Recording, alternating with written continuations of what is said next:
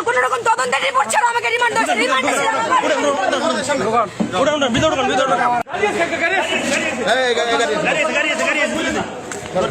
তদন্ত ছাড়া আমার রিমান্ড দিছে, ম্যাজিস্ট্রেট কোনো তদন্ত রিপোর্ট পায় না। উপরে চাপ আছে এই জন্য আমাদের আসতে আমার বইলা দিবে শুনো ওটা পারে যে ওই আছে না ফারুক রিমান্ড চেষ্টা টাকা দেয় না এই জন্য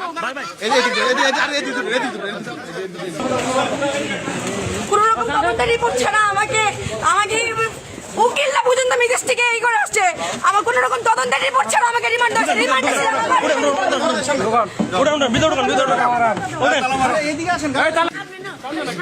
ওরে বলবা আম্মু, ওদের বলে দিও অপু ভাইরে বলবা যে ওই ফারুক টাকা চাইছে ওরা দেয় না এই জন্য রিমান্ড চাইছে 2 দিনের রিমান্ড আছে আবার রিমান্ড চাইছে।